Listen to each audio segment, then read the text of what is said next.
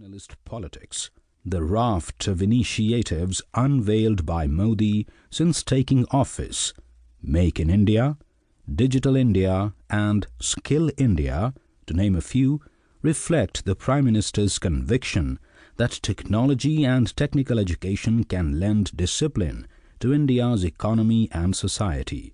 Meanwhile, Modi has also corralled and tamed the political energy of his Hindu voter base through Facebook, Twitter, WhatsApp and other technological tools. In Japan, he sees India's fellow traveller, a state that has managed both political and economic order through technology. The Meiji era in Japan was characterized by intense social and intellectual churn, as machines and industrial breakthroughs influenced jobs, food habits, life expectancy, standards of living, closely observed religious tenets, and even the way ordinary Japanese dressed and communicated with each other.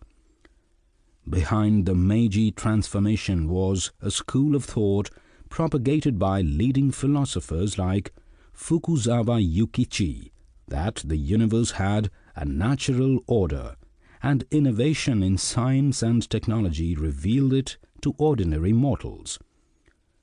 Once some truth is discovered and announced to others, Yukichi wrote, referring to the invention of the steam engine by James Watt, in no time at all it moves the minds of a whole nation.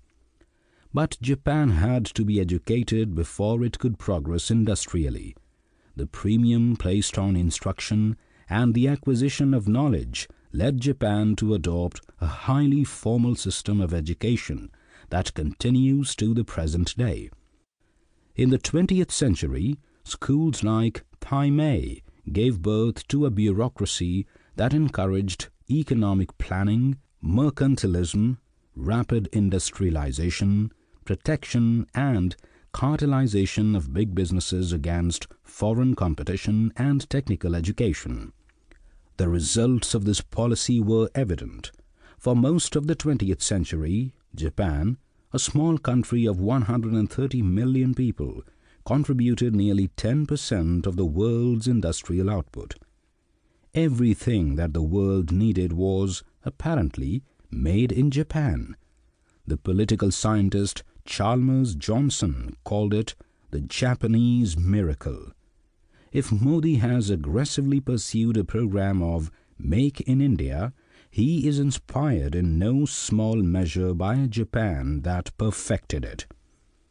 More importantly, the Meiji era gave birth to a cohesive national identity that still resonates with modern Japanese. In form, the Meiji Restoration may have involved bringing back imperial rule, but in function, economic growth allowed the Japanese state to consolidate power that it then channeled through cultural and social lines to foment nationalism. That is Modi's political vision for India as well, and Tokyo's success story makes the Prime Minister yearn for a Japanese miracle at home.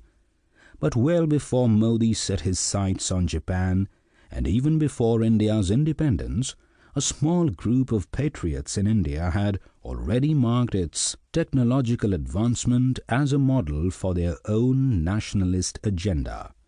They are Modi's intellectual and ideological ancestors, and it is to them one must turn to understand the Prime Minister's views on technology.